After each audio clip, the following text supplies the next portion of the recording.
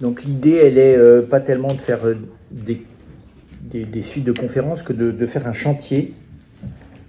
L'année dernière, c'était un petit peu plus difficile parce que, comme c'était sur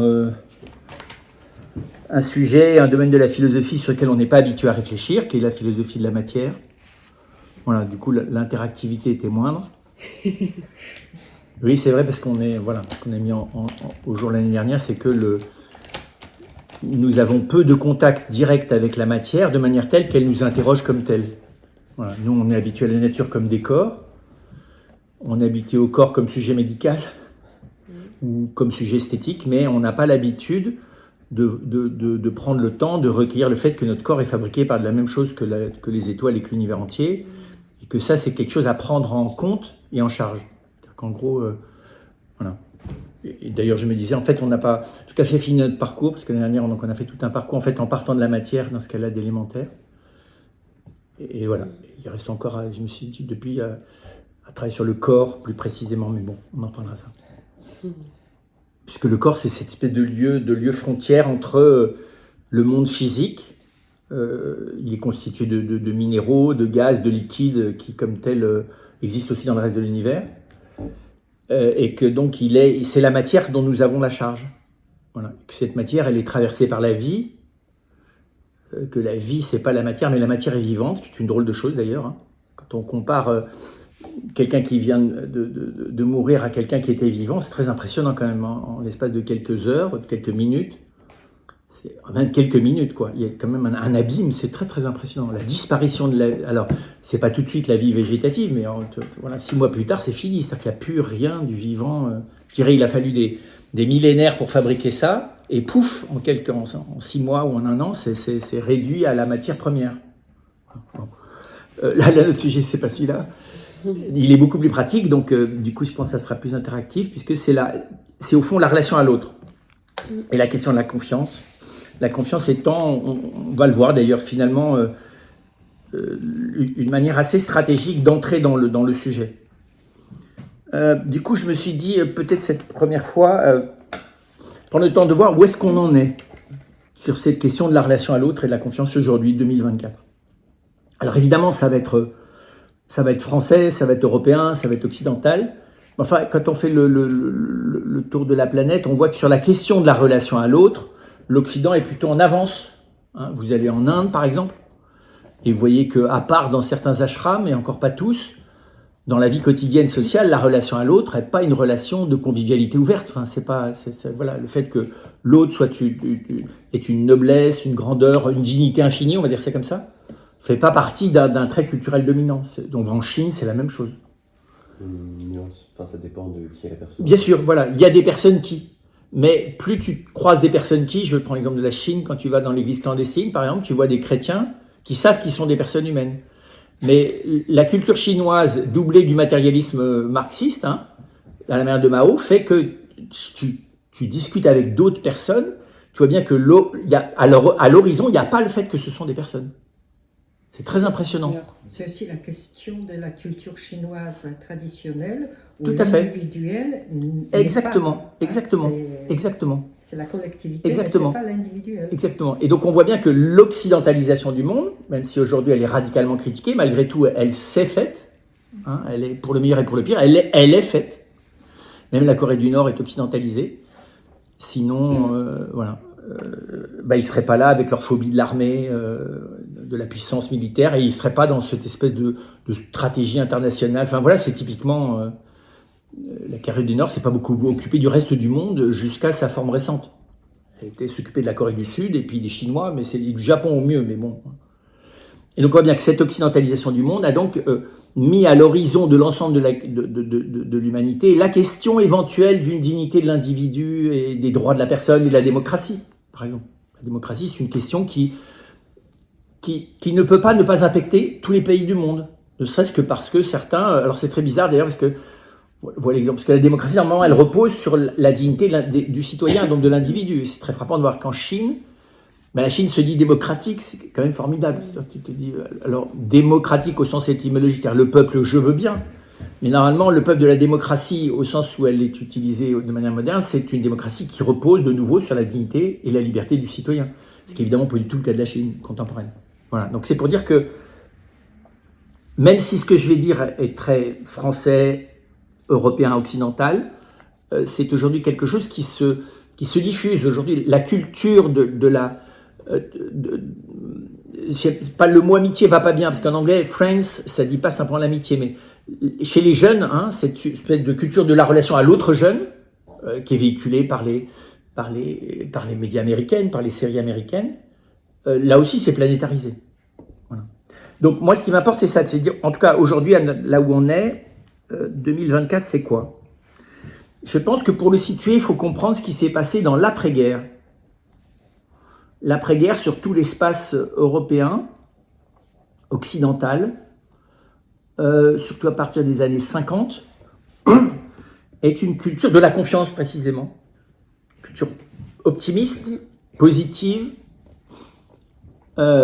qui voit dans l'autre un semblable, un prochain sur lequel on doit veiller, parce que si on ne veille pas les uns sur les autres, eh bien la barbarie reviendra, pour faire court. Et donc ça c'est très frappant, c'est aussi ce qui préside à la décolonisation quand même. Se rappeler, de dire maintenant ces êtres sont des êtres autonomes, ils ont leur liberté, on doit leur faire confiance. Ils sont tout aussi capables que nous de prendre en main le destin de leur peuple et de leur pays. Je pense même à ce fameux coup de fil entre Khrouchtchev et Kennedy, qui a quand même sauvé la planète d'un désastre nucléaire.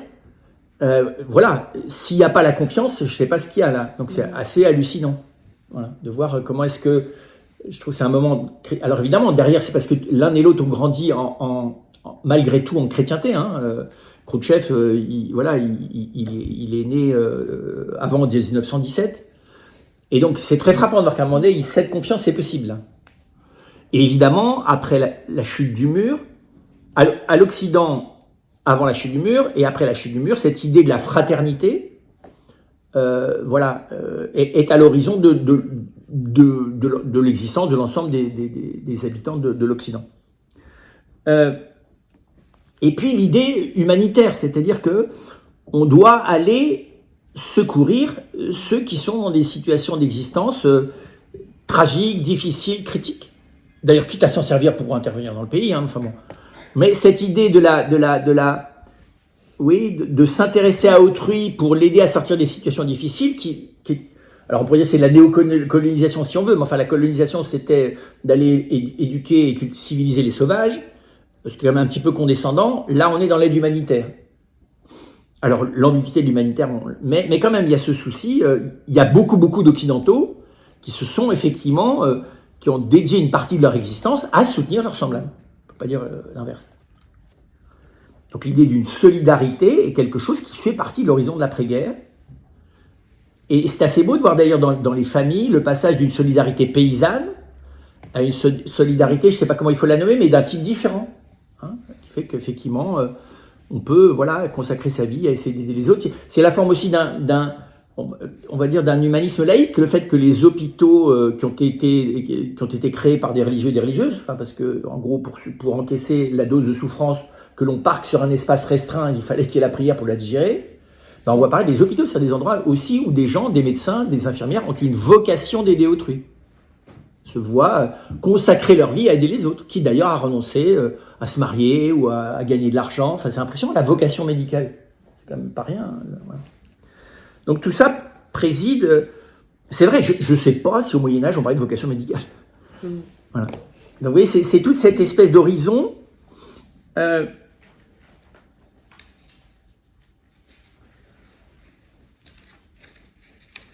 Donner sa vie pour le bien des hommes. Sacrifier sa vie même pour quelqu'un. Rappelez tous ces films où tout d'un coup le héros meurt pour sauver sa famille, son pays. Enfin, vous voyez, le sacrifice de soi pour sauver autrui, c'est quand même pas rien. Du point de vue de ce que l'on estime être, c'est pas rien. Il faut quand même une confiance dans le fait que notre vie va servir au bien d'autrui. Vous voyez, donc il y a quelque chose de la relation à l'autre là, spirituel, on va dire ça. Mais ça, typiquement, donc c'est plus occidental que alors, la base. Oui, c'est fondamentalement c'est occidental parce que D'abord, parce que l'arrière-fond, c'est la thématique chrétienne. Hein. Ok. D'abord, de la dignité de l'individu et sa liberté de choix fondamentale, parce que toute la spiritualité chrétienne va développer ça. Et puis après ça, le fait de donner sa vie pour l'autre. Parce qu'on peut se dire qu'un parent, une mère pourrait... Alors, on y reviendra. Donnerait sa vie On y reviendra, ça. On verra qu'il y a quelque chose de la même chez les animaux, hein, de la possibilité de vouloir protéger son petit jusqu'à mettre sa vie en péril. Voilà. Là, je suis pas. On va le voir ça, parce que c'est très vital. Mais là, je suis plus dans la culture. D'accord. Précisément, c'est intéressant. Aujourd'hui, on va parler de ça, alors que jusque dans les années 70, on grandit dans l'idée que ce qu'il y a de plus grand, c'est de donner sa vie pour sauver le monde.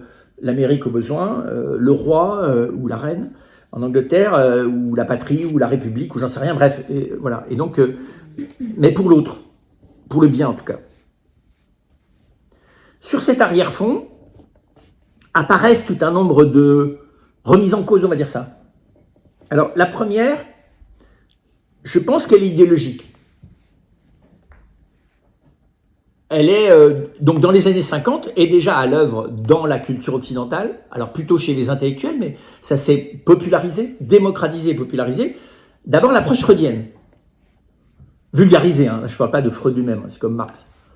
C'est-à-dire l'idée que finalement la relation à l'autre, elle est marquée par un fond sexuel de désir centré sur soi.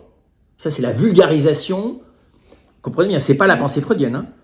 Mais c'est la vulgarisation, avec d'ailleurs les uns qui disent horreur et damnation, exorcisons tous les freudiens, et les autres qui disent non, c'est le réalisme de la relation à l'autre, c'est qu'on est d'abord centré sur soi.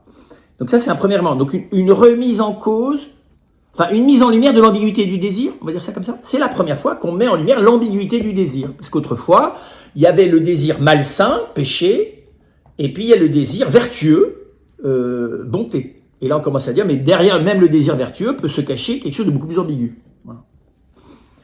Donc ça, c'est pas rien. Le deuxième élément, pour moi, de remise en cause culturelle, donc vous voyez bien cette espèce de... J'aime pas dire freudiste, cette espèce de réductionnisme qui se sert de Freud. Il faudrait trouver l'équivalent du mot communisme, vous voyez, ou de marxisme. Oui, freudiste, ça va pas. Bref. Donc vous voyez bien cette espèce de manière primaire, simpliste. Moi je me souviens très bien, à l'école, voilà, c'est la première fois qu'on étudiait Freud, c'est ça l'idée, le prof nous vendait ça comme idée. Que, bah oui, le désir est ambigu, l'essentiel du désir c'est de la libido, et la libido elle est sexualisée, point barre. Ce qui évidemment, quand tu lis après ça, les choses de près, beaucoup plus nuancées. La deuxième, c'est Marx, c'est-à-dire la relation de travail est une relation dialectique.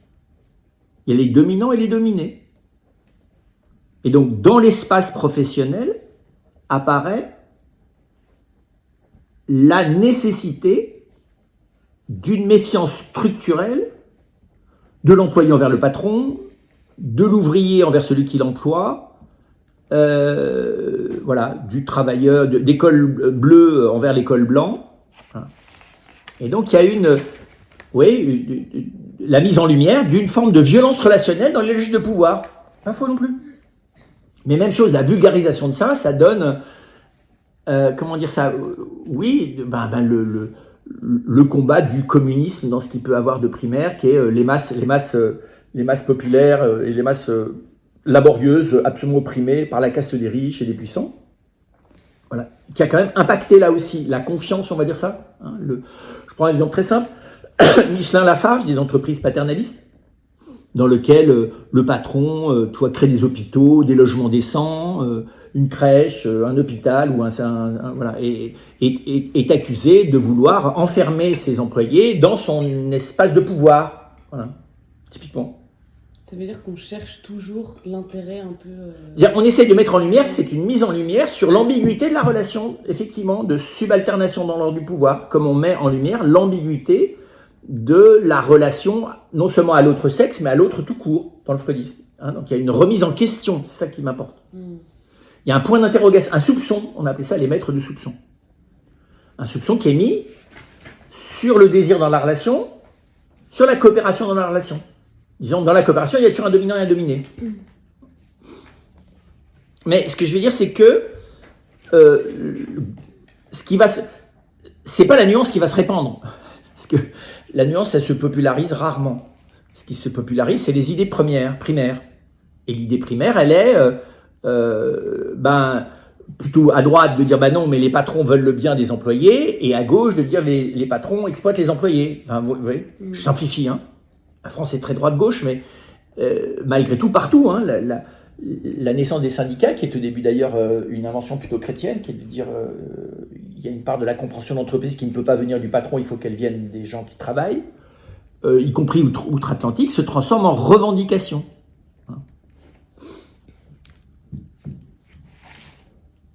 On va voir à quoi ça aboutit comme mouvement populaire, hein, mais c'est pour dire que ça commence à rentrer, à passer de quelques intellectuels à une culture qui va se démocratiser au fur et à mesure des années 50 jusqu'aux années 90.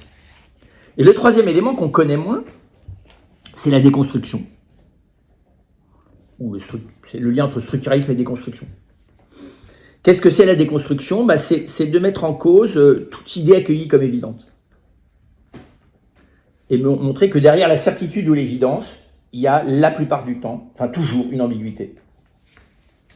Donc c'est de développer la critique, donc la mise en lumière, en gros, du négatif, pour faire court. Parce que la dominante de tout ça, c'est la mise en lumière du négatif. Et comme il y a une dimension idéologique dans l'instrumentalisation idéologique du freudisme, dans l'instrumentalisation marxiste de la pensée de Marx, dans l'instrumentalisation aussi de l'esprit de la déconstruction, du coup, il y a une espèce de... la culture de la méfiance, qui existe depuis toujours. Hein. Un village, ça peut être un lieu... Regardez, lisez le livre ou regardez le film qui s'appelle « Un roi sans divertissement » de Giono, c'est l'horreur, la méfiance dans un village, hein, c'est meurtrier. Mais là, on est dans autre chose. Hein, on est dans la nécessité structurelle de la méfiance. De la manière que par Descartes, on était dans la nécessité structurelle du doute, là, on passe... ce qui est théorique, là on passe au mode opératoire, donc on pourrait presque dire qu'on passe à un cartésianisme critique pratique, qui est quand même pas rien.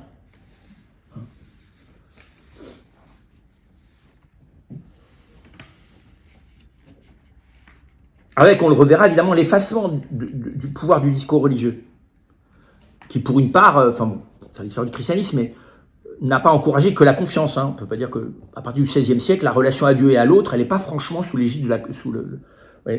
on fera un petit topo là-dessus. Sur l'échec des spiritualités. Le deuxième phase, ce sont... alors pour moi, ce qui est le levier de la remise en cause de la relation à l'autre, ça commence de manière sympathique, euphorique, ça s'appelle la libération sexuelle. Alors vous, peut-être c'est un peu loin pour vous, mais ce qu'on a appelé la libération sexuelle, c'est quelque chose de très ambigu. Parce que c'est à la fois se permettre des choses qu'on ne faisait pas, envisager que ce qu'on n'avait pas le droit de faire puisse être bon, mais c'est aussi libérer le droit au désir, quoi qu'il en soit d'autrui. Hein, ça va ensemble. C'est moi-je. Il y a un mélange des deux. La libération sexuelle n'est pas un regard de sagesse philosophique sur la beauté de la sexualité et la manière dont il faut sortir des carcans primaires de la... Non. C'est un mouvement dans lequel... C'est typique de 68. Hein. 68, c'est quand même une révolution de petits bourgeois qui passe de la frustration un peu au grand n'importe quoi, pour faire simple. Voilà. Et qui d'ailleurs reviennent du grand n'importe quoi après ça, pour redevenir des bourgeois d'ailleurs. Passage. Et donc c'est pour dire que c'est toute l'ambiguïté. Donc il y a une émancipation à l'égard d'une vision négative de la sexualité, mais il y a aussi un autocentrage sur le droit au désir, inconditionnellement. Il est interdit d'interdire.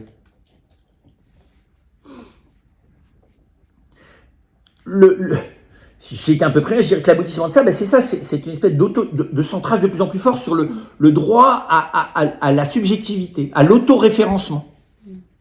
Ce qui n'est pas rien dans la relation à autrui. Alors qu'après ça, aujourd'hui, on dit oui, mais il peut y avoir manipulation d'autrui. Ça, c'est la phase B de ce mouvement, qui est le gender. Gender ajoute une couche. C'est pas seulement la subjectivité, mais c'est que la subjectivité dominante et oppressive sur laquelle est l'ensemble de la pensée occidentale, c'est le mâle dominant. Le mâle alpha, 50-70 ans, blanc. Voilà. Donc, la théorie du gender introduit un soupçon au cœur de la relation homme-femme, mais plus largement, au cœur de toute relation. En disant, le modèle de domination masculine a servi à la construction de toute la culture occidentale. Il faut quand même se l'entendre dire. Hein. Alors, Butler, la théoricienne de base, est revenue là-dessus. Hein, voilà. Mais comme toujours, c'est comme Marx. Marx n'aurait pas accrédité la forme stalinienne de sa pensée. Freud n'aurait pas accrédité la forme libertaire de sa pensée. Enfin, oui, comme toujours. Hein. Et Nietzsche n'aurait pas accrédité l'utilisation hitlérienne, nazie de sa pensée. Voilà, c'est tout. C'est des gens bien plus intéressants quand on les travaille que... Et inutile de dire que du coup, la relation homme-femme qui était passée d'un moment libératoire passe à un moment soupçon très rapidement. Enfin, c'est impressionnant, l'enchaînement, liberté sexuelle, gender.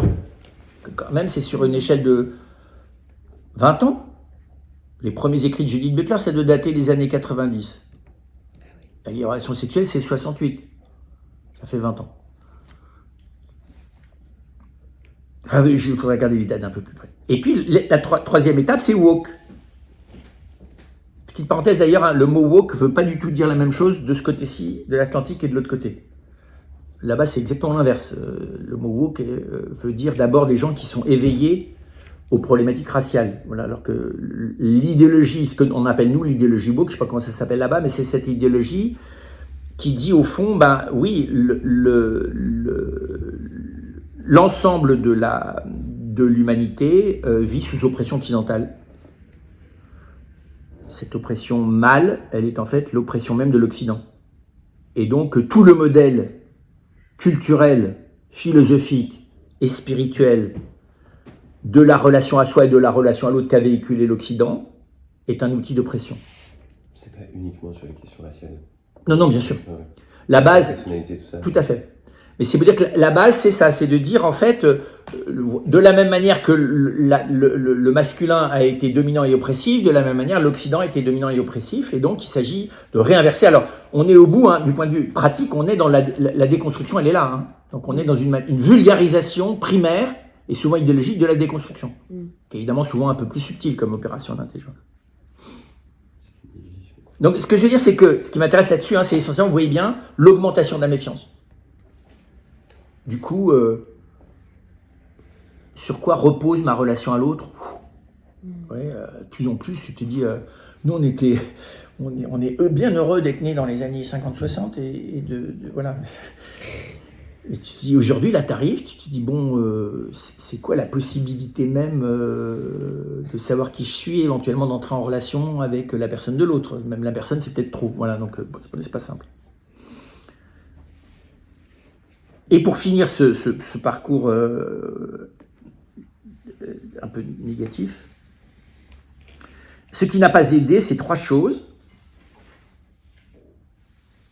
Donc, ce qui ont contribué, vous voyez, à faire le lien entre cette pensée plutôt intellectuelle, les biais par lesquels ces pensées, Freud, Marx, la déconstruction, on a Derrida, mais enfin bon, c'est beaucoup d'autres, cette pensée critique, on va pas parler comme ça. Comment est-ce qu'elles sont passées dans les mœurs? Eh bien, c'est simple. Un, c'est le matérialisme scientiste. C'est-à-dire que l'humain est vu d'abord comme une construction matérielle, quoi. Et donc, le réel et l'essentiel, c'est sa matérialité. La confiance, la relation, l'amour, oh là là, c'est chimique, éventuellement un peu plus. C'est pas rien, hein, mais le matérialisme scientiste est devenu notre philosophie commune quotidienne. Il faut quand même le savoir, ça. Hein. Je suis très frappé de ça. Il y avait une espèce d'empirisme, on va dire, d'empirisme rural qui existe depuis la nuit des temps, qui fait que la confrontation quotidienne de la plupart de la population à la nature, à la nécessité de survivre et de vivre ensemble, fabrique une espèce de réalisme de fond très restreint, assez fermé sur soi. Aujourd'hui, comme on n'a plus cette contrainte, ni de vivre ensemble, ni de devoir s'affronter à la nature, du coup, ce qui fait notre philosophie commune, c'est le matérialisme technoscientifique. Tout bêtement.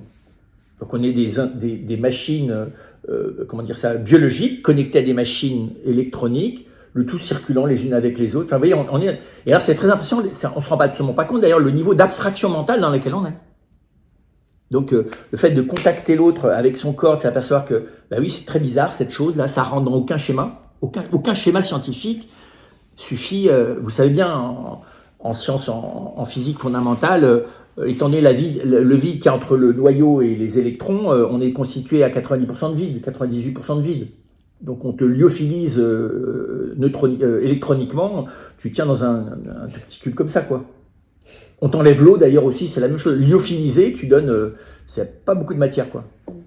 Et donc est-ce que tu es simplement de la matière, tu vois, délyophilisée, un tout petit machin concentré qu'on a aéré par le vide. Enfin, voilà, tu vois bien qu'il y a enfin, c'est pas difficile de voir que la science suffit pas à aborder le réel. Voilà.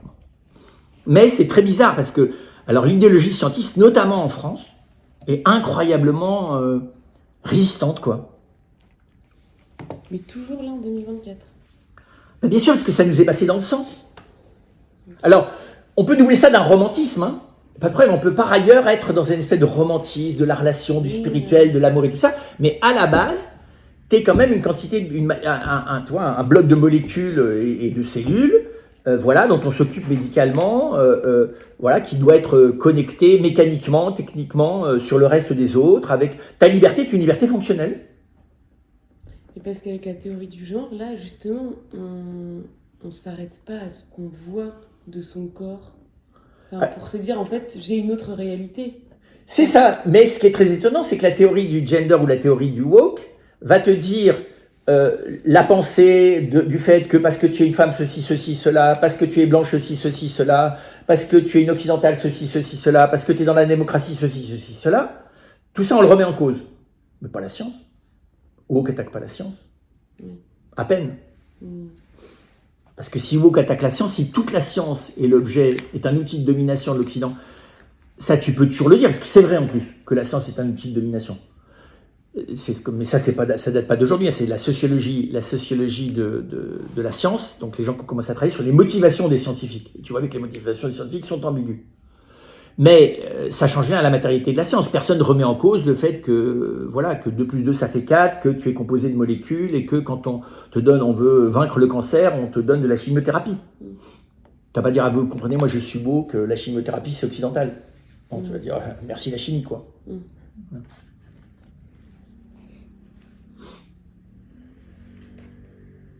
Et par exemple de la mort, par exemple. L'incinération est par exemple banalisée. Pourquoi ? Bah, on va pas s'encombrer qu'une matière qui coûte cher parce que ça coûte plus cher de t'offrir un comment ça s'appelle ça ? C'est un nom dans les cimetières là. Un carré, un tombeau. Oui, c'est un nom. Un mausolée, un cercueil. Oui, non, mais c'est un nom, le périmètre. Non, c'est un nom technique. Non, le sol, tu achètes le sol. Un emplacement. Oui, c'est un emplacement, il y a un nom. Voilà, donc ça coûte plus cher si ça fait, dans le cas de mon père, 1m90 ou 2 mètres sur... C'est une concession. Voilà, une concession, oui, voilà. C'est extraordinaire l'expression. Évidemment, une concession de 4 mètres carrés et de 1m50 ou 2 mètres ou 3 mètres de profondeur, ça coûte plus cher qu'une petite urne de 50 sur 50. Et encore, si tu vas mettre les cendres dans la mer, c'est réglé. Voilà. Et donc, bah écoute, on va pas se casser les pieds autour de ça. C'est moins cher, plus économique, pas plus écologique d'ailleurs, hein, au passage. Pas du tout écologique d'ailleurs, parce que je ne sais pas si tu vois la fumée qui sort de l'incinérateur, c'est tout à fait polluant. Mais, et donc, voilà.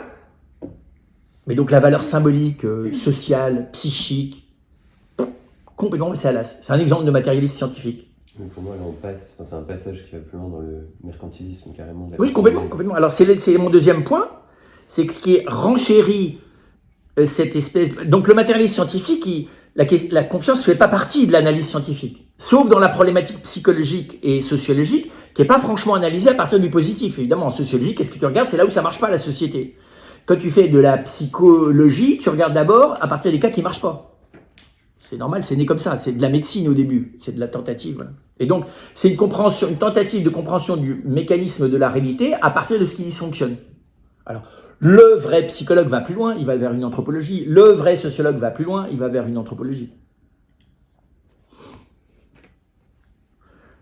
Et le deuxième, c'est la consommation. Parce que la consommation, ça renchérit l'autocentrage sur le désir subjectif. satisfait ou remboursé. Et donc, dans toute relation humaine, tu es satisfait ou remboursé. C'est pour ça que tu ne fais plus des contrats de mariage de biens communs, tu vois, tu gardes ton bien, parce que peut-être qu'à un moment donné, d'ailleurs, tu gardes toutes les, comment ça s'appelle ça, tu fais ta comptabilité, tu regardes toutes les tickets de caisse, quoi, tu vois. Donc peut-être tout le monde a un dossier sur tout ce qu'il m'a fait de mal depuis que je le connais. Tout ce qu'elle m'a fait de mal depuis que je la connais, pour qu'au moment où il faut être remboursé, c'est-à-dire le divorce, puisse arriver avec le dossier qui est déjà tout prêt. Et c'est impressionnant. Aujourd'hui, on t'encourage à garder par devers toi, comme on dit dans un bon français, tout le dossier sur ce qui ne va pas bien. Pour que si un jour tu t'aperçois qu'en fait c'est une perverse manipulatrice ou un pervers manipulateur et que tu puisses te retourner et avoir des indemnisations quand même. Ouais, j'exagère, hein. Ça, c'est la consommation. Ce que je veux dire, c'est que la logique de consommation, on ne s'en rend absolument pas compte, devient l'éducation première du désir. C'est un énorme problème. Si le désir est à l'école de sa manipulation par la logique consumériste, où est-ce qu'on est? Et là encore, les paysans que sont les vieillards de plus de 50 ans se disent, bah oui, le désir a pas, de 0 à 15 ans n'a pas été éduqué autour de la consommation. Aujourd'hui, il n'est pas éduqué, il est plugué de l'intérieur par la consommation. Voilà. Donc c'est pas simple ça. Parce que du coup, le fait que l'autre soit un objet de consommation est à l'arrière-fond. Il faut savoir qu'aujourd'hui, le contrat commercial entre le consommateur et son fournisseur devient le modèle de tout contrat. Il faut savoir juridiquement. C'est ce qui est en train de ce qui est à l'arrière-fond, bah, c'est le modèle anglo-saxon de la relation de l'employeur à l'employé. Hein. Et le troisième élément, c'est la communication. Pourquoi? Parce que tu t'habitues à vivre en vis-à-vis de l'avatar d'autrui. Ça remplace le face-à-face. Je lis ça, j'ai vu un truc là. Aujourd'hui, 60%, des gens qui vivent en couple se sont connus online. 60% sur l'ensemble des pays occidentaux. Tu te dis pardon? Moi, j'ai halluciné parce que tu sais, ils te font le défilé selon les années. Donc, ça connaît les 60, alors évidemment, c'est la famille, les amis, les bars et les cafés, l'église. Mais ce qui est impressionnant, c'est qu'à la fin, c'est le 60%, moi, qui m'a mis, mais c'est pas possible, 60%. Voilà. C'est-à-dire que tu rencontres l'autre d'abord sous la forme d'un avatar. Parce que tu as beau prendre ton WhatsApp, c'est un avatar. Hein. Voilà. Et donc, c'est pour dire que les outils de communication ne favorisent pas la construction personnalisée de la confiance.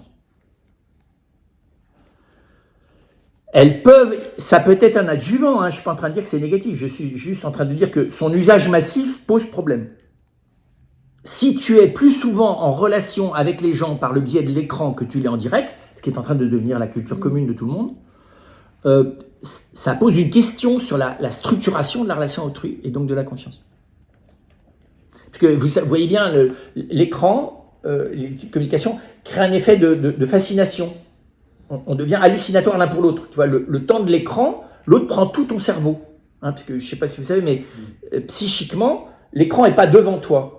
Si vous êtes bien conscient. L'écran, il est là. C'est très étonnant, hein, c'est la manière dont on ne va plus vers la chose.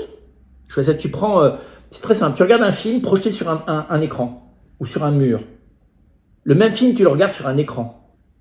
Quand tu regardes sur un mur, il y a de la distance entre toi et ce que tu regardes. Tout l'espace qu'il y a entre toi et l'écran. Tu le regardes sur vous voyez l'écran physique, hein, voilà. Par contre, là, c'est lui qui se projette en toi. Tu ne te projettes plus en lui puisqu'il vient vers toi. C'est ce que faisait déjà la télé. La télé, c'est c'est invasif, la télévision. C'est pas du tout une lucarne. Une lucarne, tu peux regarder l'angle que tu veux, non? Tu regardes comme tu veux. Là, non, c'est l'écran qui décide. C'est l'émetteur qui décide comment il s'installe en toi. Vous n'avez pas vu ça, les appareils qui font des photos meilleures que celles que tu n'aurais jamais prises tout seul? Tu fais tous les réglages à ta place. Ben oui, l'iPhone. Voilà, donc il décide ce que tu as vu. J'ai pas vu ça, moi. C'était beaucoup moins beau, mais beaucoup plus réel. Enfin, c'est d'une autre beauté. Enfin bon, bref, c'est très impressionnant ça. Enfin, c'est pour dire donc que c'est pas rien que l'invasion de l'image de l'autre à l'intérieur de mon cerveau prévale sur la distance réelle physique qu'il y a entre moi et autrui. Vous voyez, l'espace de l'apprivoisement, quoi. C'est pas rien d'injecter notre image dans le cerveau de l'autre et l'apprivoiser quand même. Voilà. Donc, qu'est-ce que ça donne une fois que tu as des gens qui se rencontrent sur la base de l'injection de l'image de l'autre dans ton cerveau? C'est l'imaginaire. Oui, complètement. Exactement. Tu n'es plus qu'une matérialisation de la rencontre imaginaire. Bon, alors, il ne faut pas délirer, mais enfin, quand même, ça te pose des questions. Ça ne peut pas poser des questions. Voilà. Alors, petit élément sur le contre-feu, parce que, évidemment, il y a quand même. Et puis, l'échec des spiritualités, parce que c'est quand même bien d'en dire un mot. Le contre-feu, c'est d'abord ce que j'appellerais la psychologie de l'altérité. C'est très étonnant là-dessus que, oui, la thérapie, toute une part de l'approche psychologique a pris le relais, en fait, d'un discours qui était philosophique originellement, sur l'altérité. Et là, pour le coup, les trucs autour du consentement, de l'abus, de l'emprise, enfin, on voit bien que la question de l'altérité, c'est très touchant d'ailleurs, parce que c'était pas la question centrale de Freud, elle est devenue quand même une question très présente, alors des fois de manière un peu paranoïde, hein, mais quand même très présente, et ça, je trouve ça très intéressant. Oui, mais l'autre, comprenez bien, la démocratisation, la popularisation, la vulgarisation de la question de l'autre, c'est assez touchant, je trouve. Le Petit Prince est un best-seller mondial. Le Petit Prince, c'est un livre sur l'altérité. C'est l'essentiel du Petit Prince, l'altérité. Est-ce que d'ailleurs ça aboutit à l'échec de l'altérité ou la possibilité de l'altérité? C'est une grande question. Et pour moi, c'est très significatif que, comprenez bien, Thérèse de Lisieux soit devenue une figure planétaire et que le Petit Prince soit un best-seller mondial. Parce que ces deux figures d'altérité, enfin ces deux discours de l'altérité qui n'ont rien à voir l'un avec l'autre. Hein, voilà. Comprenez bien, je dirais c'est une spiritualité ou une philosophie de l'intime aussi, Thérèse de Lisieux ou le Petit Prince. C'est pas la guerre des étoiles, enfin oui, c'est très intéressant ça. Donc c'est ce que j'appelle le contre-feu, c'est-à-dire qu'on voit bien donc il y a une logique de... La deuxième composante du contre-feu, c'est ce que j'appellerais l'interdépendance écologique.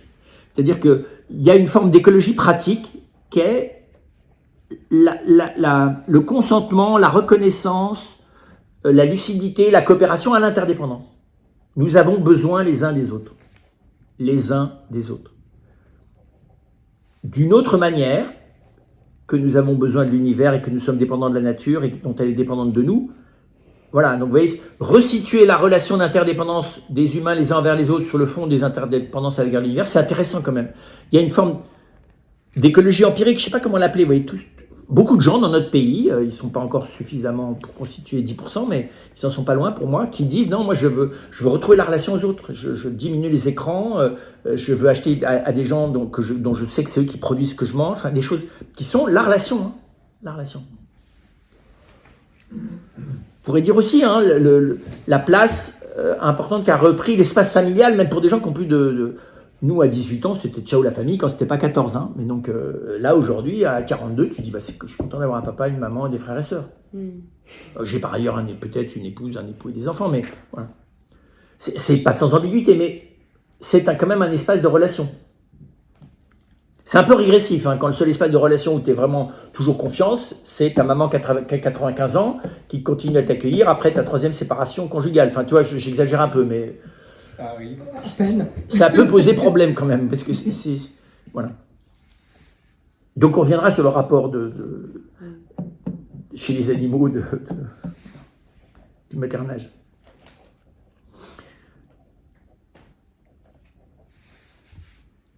Et puis, il faut dire aussi qu'il y a quelque chose de ce que j'appellerais la fraternité spirituelle, qui est aussi qu'un contre-feu.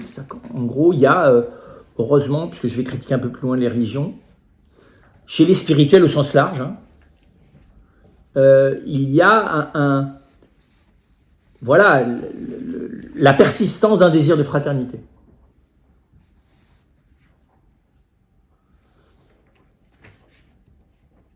Le soufisme parle de fraternité plus aujourd'hui qu'à 50 ans. Le bouddhisme entrevoit la fraternité alors que ce n'était pas un sujet il y a 50 ans. Le christianisme, je ne parle pas du catholicisme, le christianisme considère toujours que le pape François a écrit une lettre, une encyclique, je crois, sur la fraternité. Du coup, c'est bien de montrer que la relation des religions à la confiance est aujourd'hui paradoxale. On pourrait dire ça comme ça, elle est devenue paradoxale. Commençons par... bon, je ne sais pas, il ne faut pas faire l'inventaire de toutes les religions. Hein. De nouveau, dans l'hindouisme, la question de la relation de confiance à l'autre n'est pas un sujet. Tu fais confiance à ton gourou, celui qui te conduit spirituellement, mais la confiance à l'autre homme ou l'autre femme, sauf dans certaines spiritualités très précises, et pas à l'horizon. Ça se voit très fortement dans la culture indienne, dans laquelle, quand même, pour moi, le problème majeur, c'est la relation à l'autre. Quand on voit que ce pays n'a toujours pas réussi à passer par-dessus les castes. Hein. La caste, c'est quand même la structuration de la non-confiance légitime d'une partie des populations les unes envers les autres, quand même très problématique. Sur ça, je suis pas d'accord. Comme pour y aller en 2019, les castes Ah, n'existent plus plus, fort, les parce que intouchables c'est existent. Les intouchables existent toujours, mais les autres castes n'existent plus. Oui, c'est vrai. Il y a une Mais, distinction par l'argent, mais plus une distinction par les castes. tout à fait. Mais ceci dit, tu as raison. Alors, ça, c'est pas tout à fait vrai. Celle qui existe toujours, c'est la caste des brahmanes. Les brahmanes savent très bien qu'ils sont fils de brahmanes. Toujours. Parce que le brahmane, c'est le prêtre. Donc, si tu veux, c'est celui qui a une fonction. Donc, la caste des brahmanes, elle demeure. Et celle qui... Tu as raison, ce qui demeure, c'est la caste des brahmanes et la caste des intouchables. Les autres ont disparu. Ce qui ne veut pas dire d'ailleurs qu'elles ont fraternisé. Mais comme tu dis, c'est la logique de l'argent qui a pris le dessus sur le reste. Voilà. Mais donc, dans tout ça, la fraternité, voilà, c'est pas l'horizon, quoi. Voilà. Ensuite, si je prends dans l'ordre génétique, le bouddhisme, ce qui est intéressant, c'est, je prends le cas du Dalai Lama, hein, je pense qu'il y a, dans sa manière empirique de voir, a introduit presque la considération de la personne de l'autre. C'est-à-dire qu'aujourd'hui, je pense que si on demande au Dalai Lama, est-ce que pour vous, l'autre, c'est simplement une illusion provisoire d'un agrégat d'éléments qui n'a fondamentalement comme cœur que le vide de l'espace intersidéral, il dirait non. C'est-à-dire qu'il y a une vraie relation personnelle. Je prends son exemple à lui. Et il y a un bouddhiste qui s'enrichit d'une forme de spiritualité de la personne, on va dire ça comme ça, même si ça ne se théorise pas. Mais on voit bien que c'est... Et donc, le discours du bouddhisme sur la fraternité se fait sur le fond de la compassion universelle, hein, mais là encore, beaucoup de bouddhistes en dialogue avec le monde d'aujourd'hui admettent que entre les vivants supérieurs et entre les humains existe un type de compassion dont il est légitime qu'elle soit plus étendue, plus approfondie et dont la fraternité fait partie. Mais ceci dit, le bouddhisme à la base, planétairement, demeure, encore une fois, la fraternité n'est pas son souci. La compassion universelle, ce qui n'est pas tout à fait pareil, c'est le fait que je fais partie d'un tout, mais la préoccupation du sort d'autrui parce qu'il est mon semblable, comme humain, et différemment de la manière dont l'est l'animal ou le végétal, voilà, est très variable d'un pays à l'autre, d'une tradition à l'autre aussi.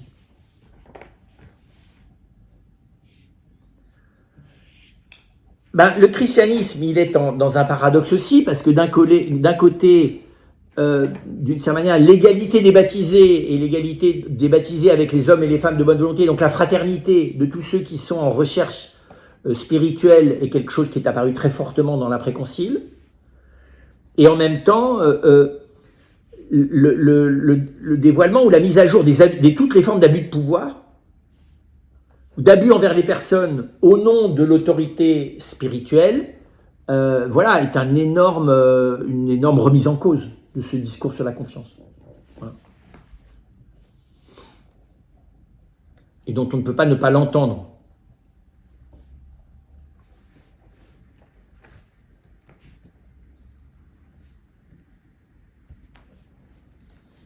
Oui, on va dire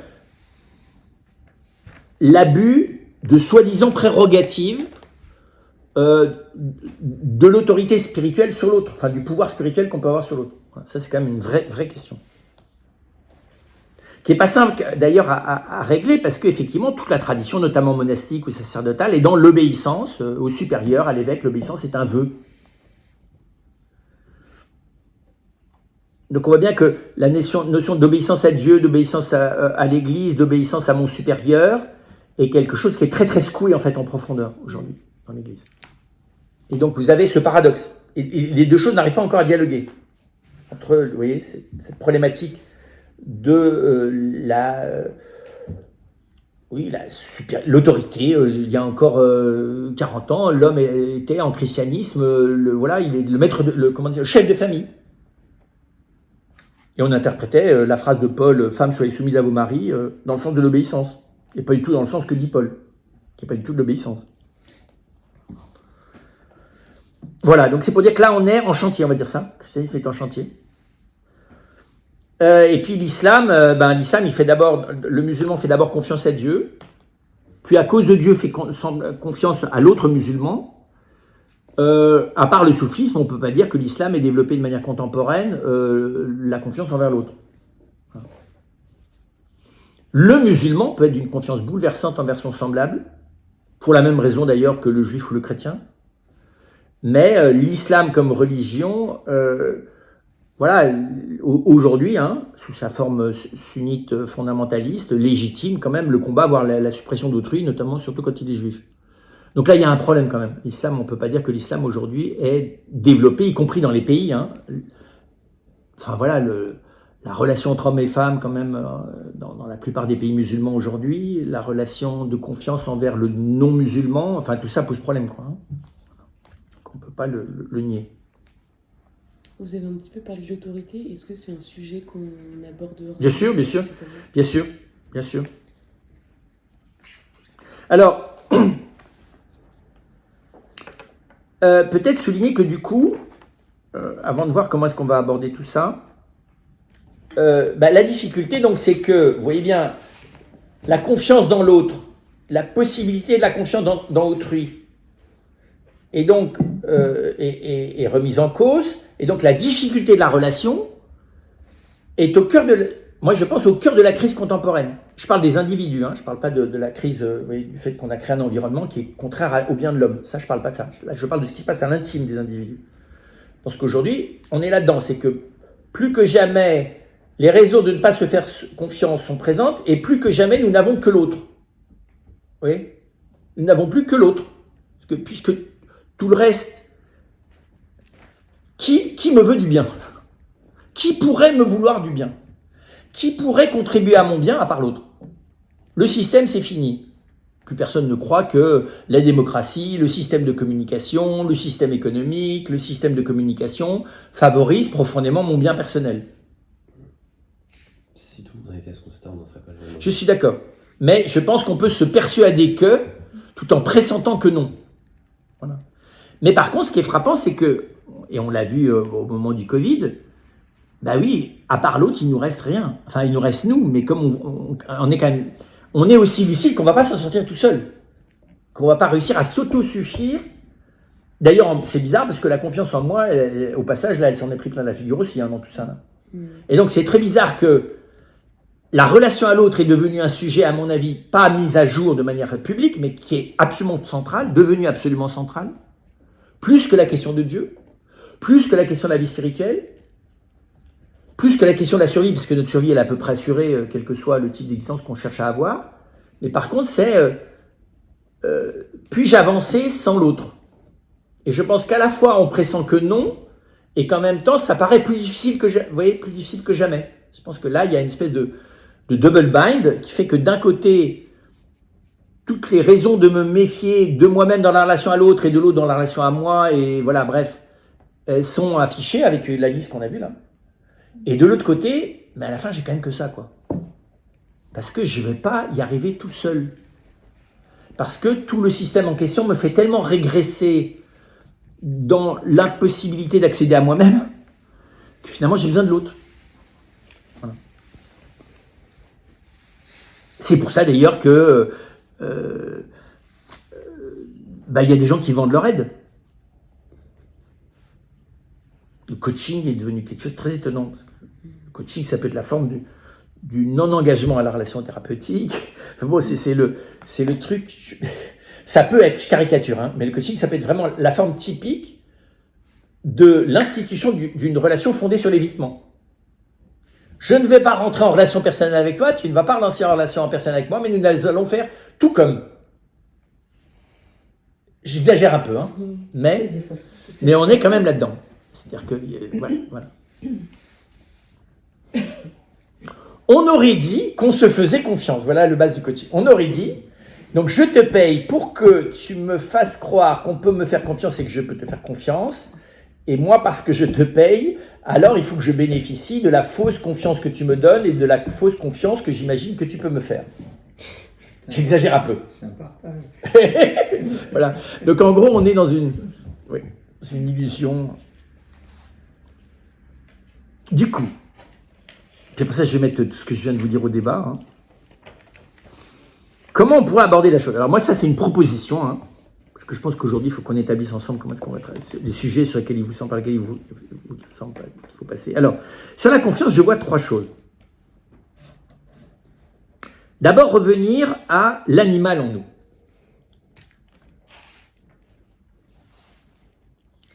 L'attachement des animaux les uns envers les autres.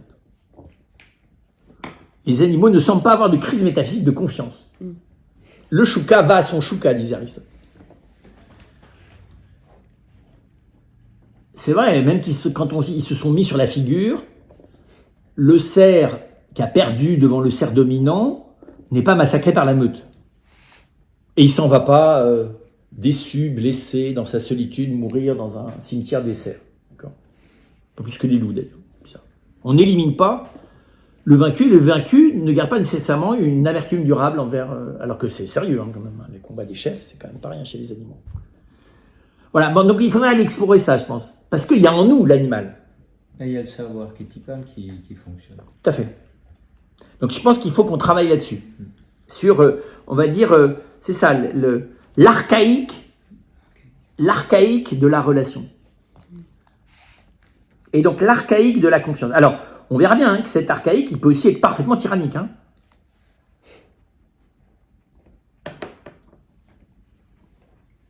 Mais, on l'a revu en temps de Covid, quand même, il y a quelque chose qui nous pousse à aller essayer d'apprivoiser cet animal semblable quand même. Et de se dire, bon, bah quand même, à la fin, c'est quand même mon semblable, quoi.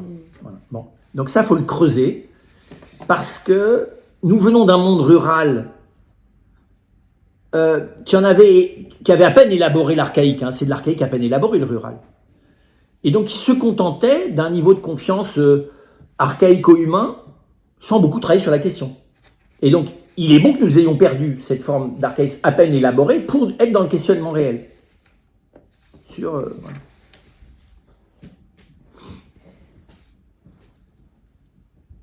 À mon avis d'ailleurs, cet archaïque fondamental, ça devrait permettre aussi de visiter la question de la famille. Parce que la famille, elle reste archaïque, puisqu'elle reste liée à la chair et au sang. La génération, c'est archaïque, c'est pas du tout personnalisé. Et donc la famille, c'est un lieu à la fois de problématiques de personnes qui se retrouvent reliées par une relation archaïque, parce qu'il n'y a rien de plus archaïque que la relation d'achat. Voilà, donc j'aimerais travailler ça avec vous. À l'autre extrême, il y a ce que j'appellerais la métaphysique du bien et de l'autre. Voilà. On est quand même au bout de 4000 ans de réflexion intense, pas au bout de 4000 ans d'intelligence, parce qu'on était déjà très intelligent avant. Au bout de 4000 ans de réflexion intense, à un niveau de possibilité de percevoir la grandeur de ce qu'est l'autre, la grandeur du bien que peut constituer l'autre. Et ça, il faut prendre le temps. Vous voyez ce que je veux dire, de dire, bon attends, je ne vais pas me laisser non plus embourber sans cesse dans l'échec empirique. Il y a la réalité profonde de ce qui est, qui n'attend que d'advenir. La métaphysique du bien et de l'autre.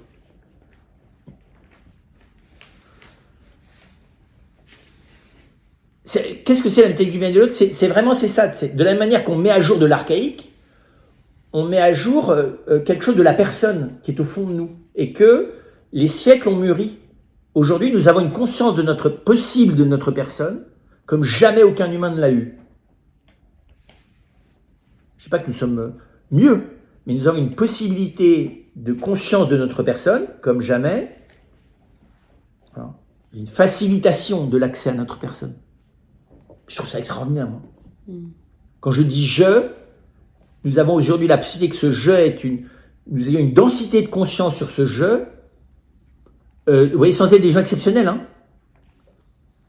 que sans doute dans les siècles précédents, des individus tout à fait particuliers ont eu, mais nous, bizarrement, on peut presque tous y arriver. Pas à en saisir toute la profondeur, mais à entrevoir le fait que, waouh, je. Voilà.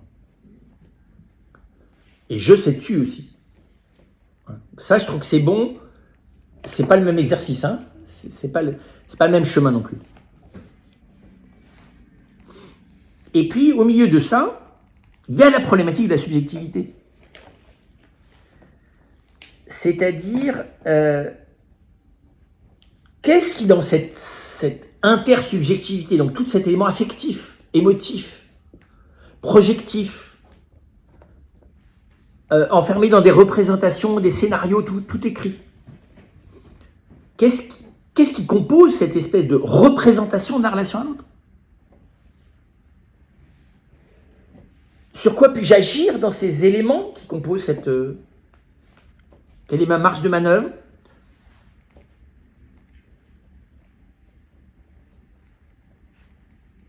Et du coup, je me disais que c'est là, pour aborder cette question qui n'est pas simple, hein, il faudrait trouver moyen d'aborder des types de relations avec des types de confiance.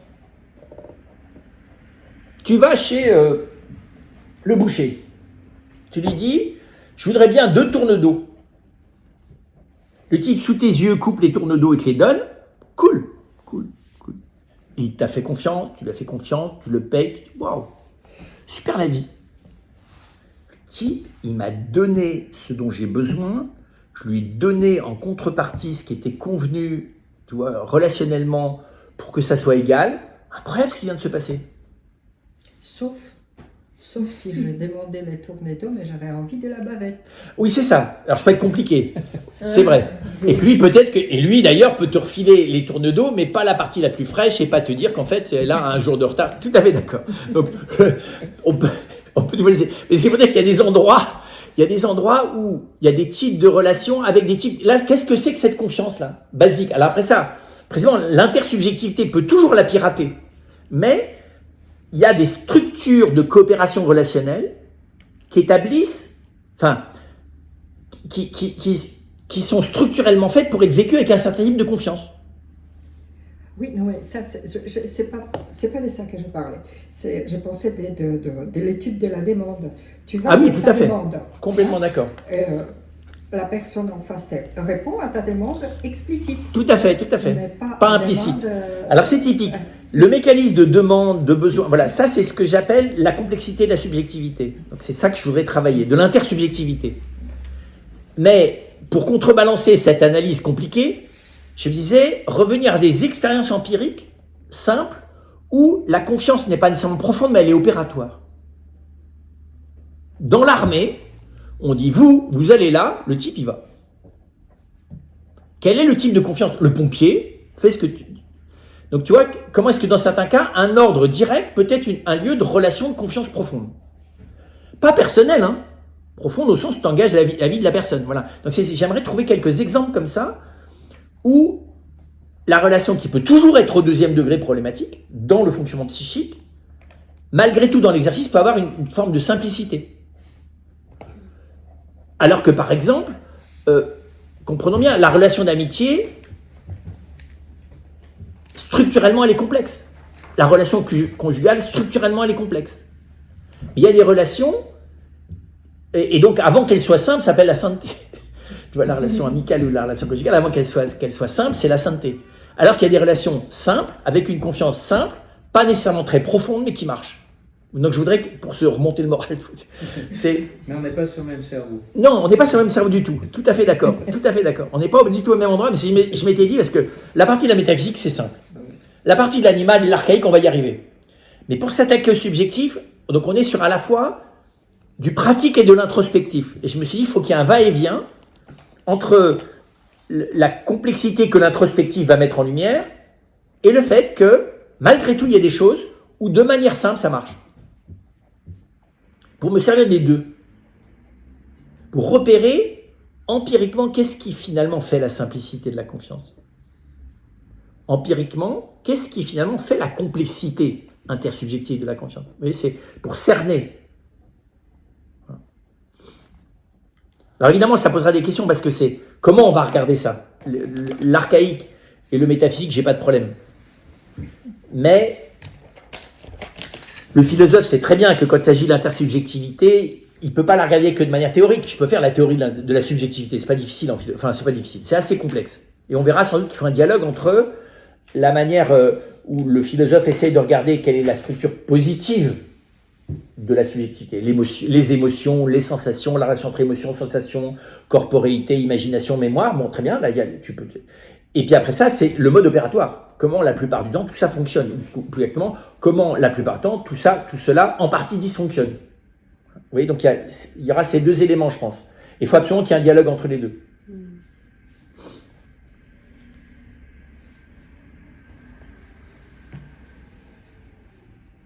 Voilà, et moi je me proposais que la première chose, la première expérience, s'il fallait en prendre une, hein, alors on va voir comment est-ce qu'on travaille. Est-ce qu'on travaille d'abord l'archaïque, ensuite le métaphysique, ensuite les autres, ou est-ce que, je sais pas, il faut qu'on détermine sous quelle forme on peut faire ça.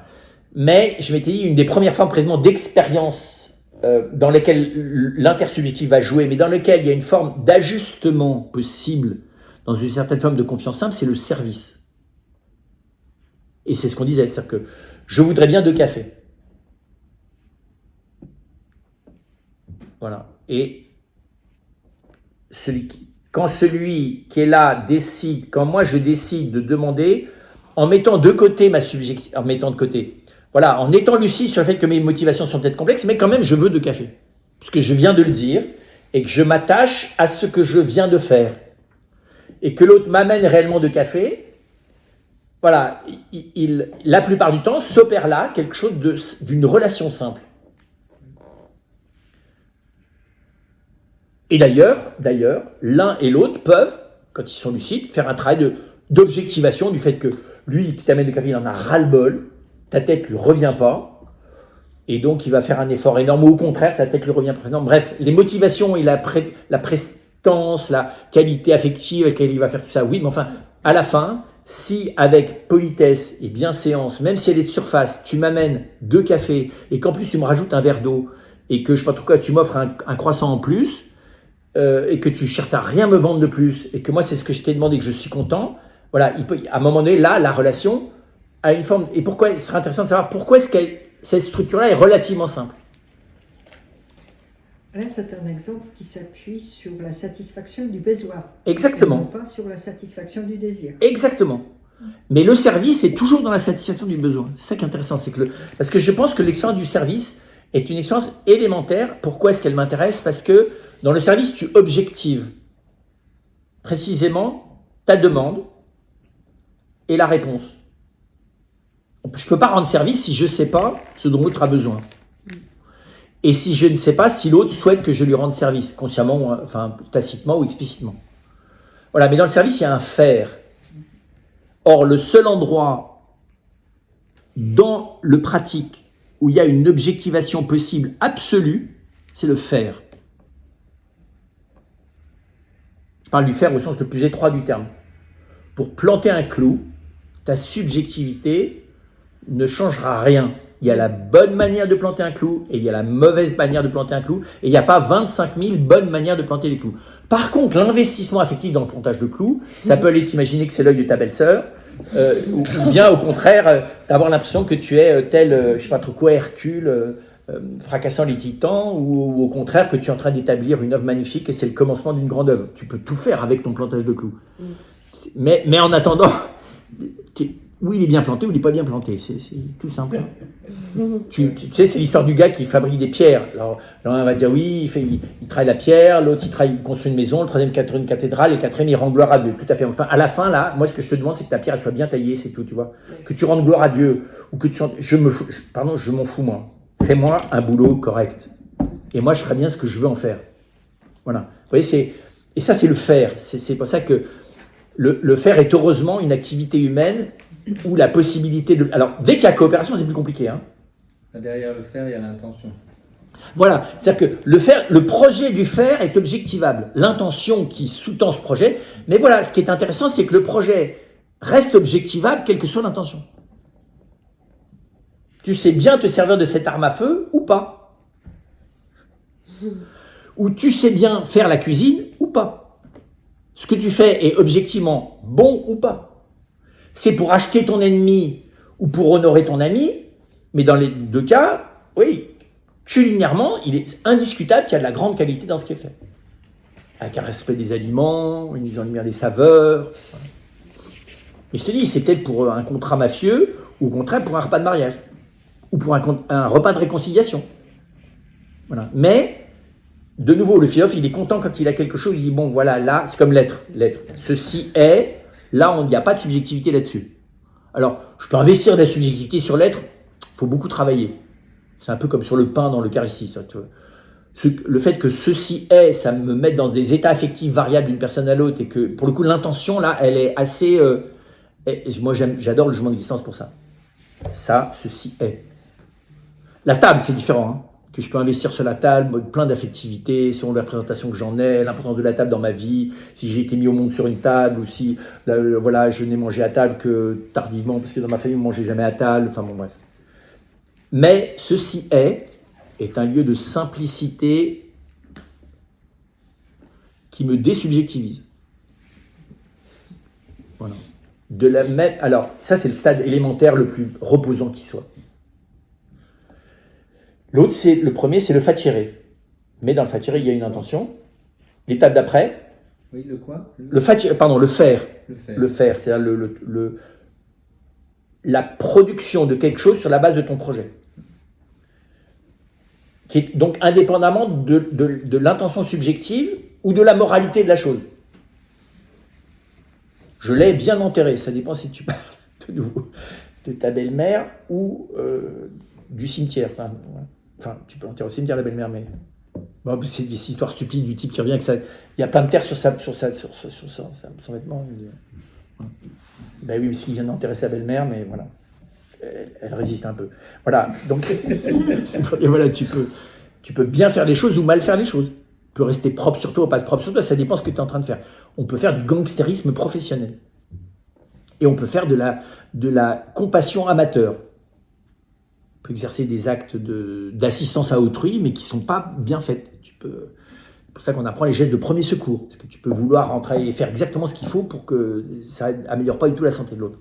Voilà. Donc c'est pour dire que l'objectivité la plus reposante, c'est ceci est. Et heureusement, notre intelligence s'y précipite tous les matins. Hein. Quand vous posez un pied par terre, c'est incroyable. Le recontact avec la simplicité de l'être. Du sol, de votre corps, de vous.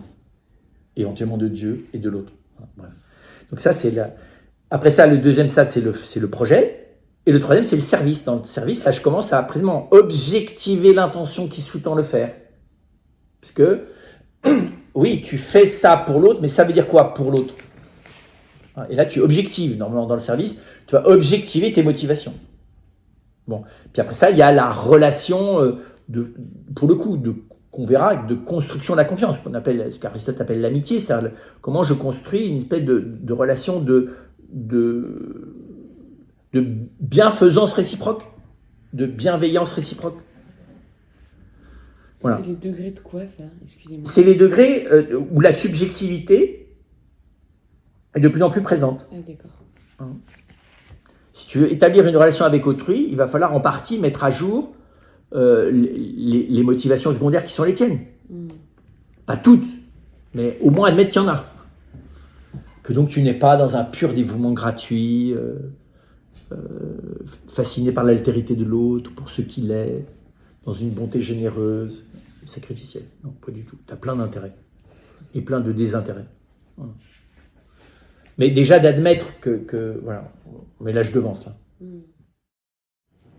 Essayer de percevoir ce qu'il y a d'archaïque dans la confiance, c'est revenir à cette forme d'empathie fondamentale qui existe chez tout un nombre, pas tous, mais tout un nombre de mammifères supérieurs, et qui en fait s'enracine dans une interdépendance qu'on voit non seulement chez tous les animaux, mais même chez les végétaux. En fait, l'interdépendance est la loi du vivant. Voilà. Et donc, aller visiter l'archaïque en nous, c'est essayer de descendre dans cet endroit où nous nous percevons, j'allais presque dire corporellement, en état d'interdépendance en deçà de toute forme d'appréciation émotive, intellectuelle, enfin, de manière très, très... moi, je trouve que c'est frappant de faire cet effort de descendre dans l'endroit où mon corps, d'abord, fait partie de ce monde matériel, c'est-à-dire qu'en gros, il est vraiment... c'est qu'une partie, quoi. Je ne suis vraiment que partie. Donc, je suis entre le sable, l'océan,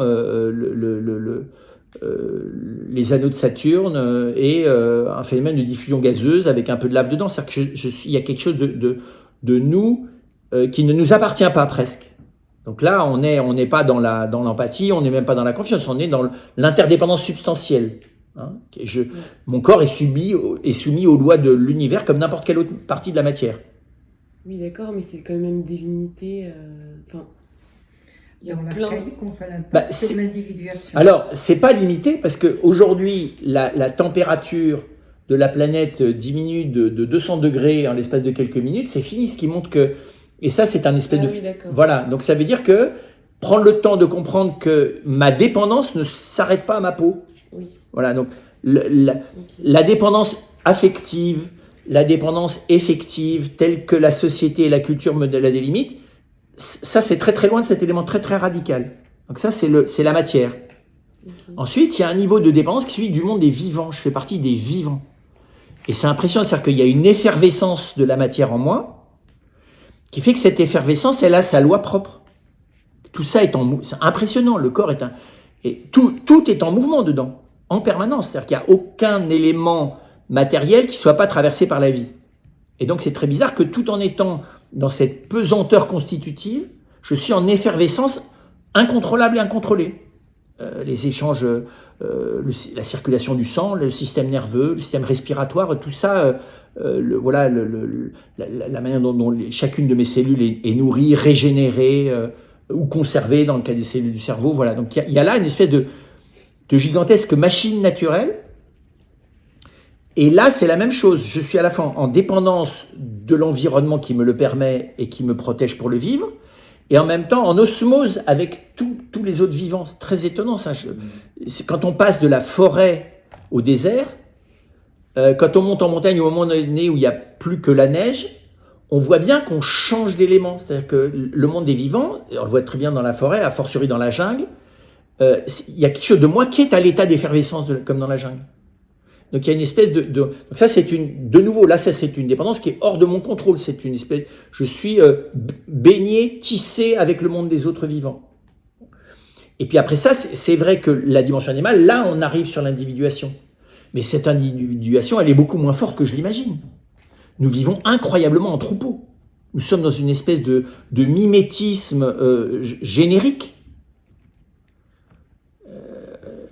C'est très impressionnant, on ne marche pas tous au pas, hein. Mais finalement on marche tous du même pas, et on est beaucoup plus au pas que ne le sont les mollusques par rapport aux bipèdes ou aux quadrupèdes. Et nous en plus on est des bipèdes, et dans les bipèdes on est incroyablement homogène. Tu compares l'ensemble de la manière dont marchent les humains à l'ensemble de la manière dont marchent les singes, tu es déjà un cran plus bas, puis après ça tu descends sur les, je sais pas trop quoi, sur les chameaux, et puis après ça tu finis dans la limace et le ver de terre. Tu vois que c'est incroyable, la manière dont on est, en fait, on est les mêmes. Donc on est dans une espèce d'osmose de la similitude. On est incroyablement pareil. Donc, et donc ça veut du tout dire que je suis un soldat, ça veut dire juste que le fait que nous soyons en mouvement ensemble, d'abord on a été mis en marche par le corps d'une autre et d'un autre. Et ensuite, nous gardons cette espèce de dépendance dynamique. Alors, ça ne veut pas dire qu'on ne peut pas artificiellement se mettre en solitude, ou cet homme-là qui veut passer 100 jours dans le fond de la mer. Enfin, toi, tu peux passer ton temps, tu peux vivre en érémitisme. Mais tu es, pour le coup, là, dans un découpage mental et culturel totalement artificiel. C'est totalement artificiel. L'humain est, par nature, corporellement dépendant du monde physique, des autres animaux et des autres humains. Et c'est intéressant de voir que cette dépendance que nous avons vécue petite, donc qui est engrammée dans notre mémoire, hein, très élémentaire, en fait, elle demeure. J'avais presque dire, nous sommes déjà prêts à nous laisser laver, soigner, sortir de notre lit quand nous serons en fin de vie. puisque c'est en nous déjà. La passivité, l'interdépendance du soignant et du soigné, c'est très profond en nous, ça. Parce que c'est très élémentaire comme... voilà, donc c'est ce registre d'archaïsme. Il faut aller à cet endroit où la prise en soin, elle n'est pas d'abord volontaire. Le sein maternel, c'est une prise en soin structurelle. Et donc, voilà, donc c'est cet endroit-là dans lequel... et puis, il y a tous les comportements, oui, ou réflexes, qui, dans les humains, procèdent de ce côté élémentaire. C'est ça que je parlais du monde rural. Alors, d'une société à l'autre, c'est très variable. Hein. Il y a des sociétés dans lesquelles on peut être dans la... comment dire ça où on vient briser ces éléments élémentaires, arracher les enfants à leurs géniteurs, plus ou moins tôt, enfin voilà. Ou inversement, ne pas laisser l'enfant s'enfermer dans la génitalité et donc le mettre et éduquer au beau milieu des autres. Donc c'est intéressant, c'est de voir ces comportements premiers qui sont pas j'aime pas le mot primitif, moi j'aime mieux dire premier parce que premier ça veut dire proche de l'archaïsme. Je vais finir par cet exemple. Hein. Tu vas en Corse, la vendetta, c'est archaïque. Œil pour œil, dent pour dent, 100%. Tu m'as tué un membre de ma chair et de mon sang, je te tue un membre de ta chair et de ton sang. C'est élémentaire. Absurde. Spirituellement, culturellement, socialement, psychiquement, oui, c'est archaïque. Vous savez d'ailleurs dans la tradition, il y a je ne sais plus quel est le chant, plusieurs couplets, et il y a un couplet, c'est la grand-mère qui tape sur la table, qui dit voilà, ça veut dire allez le tuer. C'est primaire, c'est très bizarre ça. Hein. Et d'ailleurs, c'est la grande question en Corse, les femmes ont pris conscience qu'elles jouaient un rôle là-dedans. Et donc le mouvement des femmes corses contre la vendetta est très très important, parce qu'évidemment, tu vas pas tuer sans le consentement, tu vois, de l'emprise maternelle, quoi. C'est très bizarre, parce que tu mets en jeu ta vie pour la vie du frère qui est sorti du même ventre que toi. Enfin, il y a un truc très très primaire. Et donc, effectivement, tu vois des gens mus par un archaïsme que nous ne comprenons pas. La corrida, c'est de l'archaïsme. Ça doit être... Enfin, je ne dis pas que ça se légitime, je dis que ça doit être regardé comme ça. On est dans l'affrontement à l'égard de l'animal sauvage qui est dans notre mémoire plus. L'ère du taureau. Tout à fait. Tout à fait.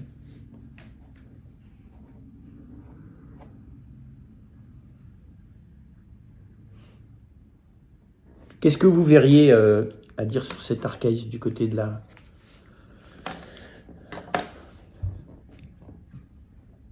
Tu disais, toi, le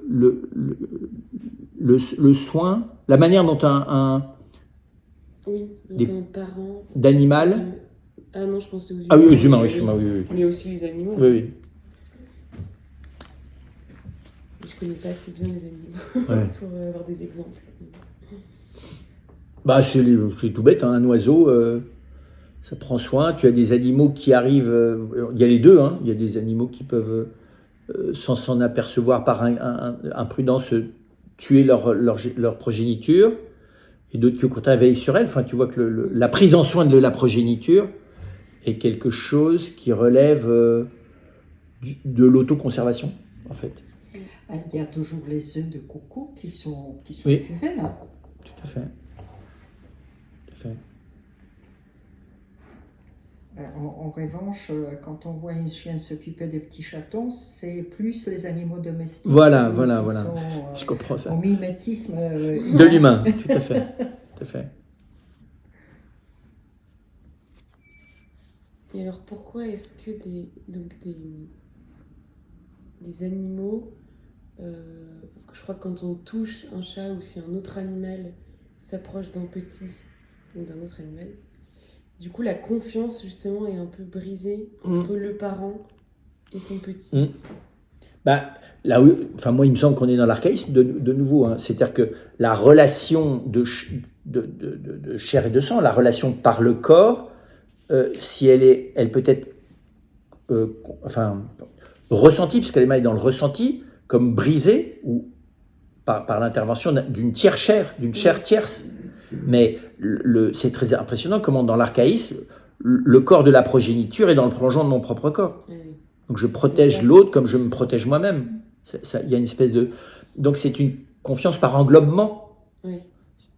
C'est une confiance par... appartenance, c'est un mot humain, mais par prolongement de soi dans l'autre. La manière de défendre aussi sa progéniture, ou le mâle de défendre la femelle. C'est étonnant, cette espèce de... Donc, là, est-ce que c'est confiance? Est-ce qu'on peut parler d'osmose? Je ne sais pas quels sont les mots qu'il faut utiliser, parce que c'est pas de l'empathie, là. L'empathie, ça implique une certaine forme d'altérité. Ça relève plus du fusionnel. Tout à fait, choses, hein. exactement. Mais ce qui est bizarre, c'est qu'on dirait que c'est le parent qui est fusionnel avec l'enfant plutôt que l'inverse. Enfin, Bien sûr, bien sûr. C'est-à-dire qu'il laisse tomber. Bien sûr. Donc le prolongement a été coupé par l'intervention d'un autre, et du coup il se protège lui-même. Bien sûr, bien sûr. Bien sûr. Et du coup, l'autre, le prolongement meurt, tant pis. Bien sûr. Je protège mon enfant. Bien sûr, parce que, et ça on le voit bien, parce que dans la logique de cette extension fusionnelle de la génération, ce qui te prolonge est aussi, comment te dire ça, oui, tu ne le vois que, l'animal ne vit la progéniture que comme un prolongement. Oui. C'est d'ailleurs, on voit bien, le géniteur se survit dans sa progéniture, mais encore faut-il que la progéniture ait atteint un stade d'autonomie suffisant, tu vois, pour que, entre guillemets, l'accomplissement du géniteur se fasse dans la progéniture. Si la progéniture n'est pas encore adulte, elle est encore menacée. Donc il y a quelque chose de nouveau là, de très... alors évidemment, tu regardes ça, après ça tu l'appliques à certains mœurs familiaux, c'est assez, ça peut te donner un peu le vertige, mais c'est important. Voir qu'il y a une confiance qui a comme condition la fusion. Fais-moi confiance. Tout de même, je suis ton père. Tout de même, je suis ta mère. Avec tout ce que j'ai fait pour toi. Enfin, vous voyez, tu vois, donc il y a des... L'archaïsme, c'est un argumentaire, après ça, pour le psychisme. Mais... enfin, en tout cas, ça veut dire que le semblable peut être perçu comme quelque chose de moi-même. Enfin, l'animal n'a pas conscience de ça, mais il n'y a pas que de la différenciation, même chez l'animal, chez les mammifères en tout cas. Il y a aussi une continuité. Mais en même temps, le détachement est très facile, alors qu'on pourrait s'imaginer qu'il y a un besoin de réparer, justement. Chez les animaux, Chez les animaux, c'est la préservation de l'espèce complètement, qui est inscrite. Complètement. Oui, donc une espèce de solidarité, entre guillemets, inconditionnelle, parce qu'elle est basiquement matérielle. La solidarité ou la coexistence corporelle est une base relationnelle, voilà. Alors, ceci dit, elle est en nous. C'est pour ça que dans les moments de menace collective, peut se réveiller l'éloignement de celui qui me menace, ou au contraire la solidarité fondamentale. Dans les deux cas, c'est pas nécessairement très personnel. Ça peut être très archaïque. Bon, il faut qu'on bosse ça un peu plus. En même temps, tout ce qu'on a dit sur les comportements et l'attachement archaïque, ça nous mène bien loin de l'altérité. Tout à fait. Au contraire. Tout à fait, On tout à reste fait. dans les fusionnels, Tout à fait. on est Tout à fait. dans les pareils, dans les mêmes. Tout à fait, tout à fait, tout à fait. On est dans le même. Mais, tout à fait. Mais du coup, on va voir comment est-ce que ce même peut fonder un type, entre guillemets, de confiance, parce qu'il n'y a pas de différence, enfin, il y a une forme d'indifférenciation. Voilà, ok. Mais on va explorer ça un peu. Super.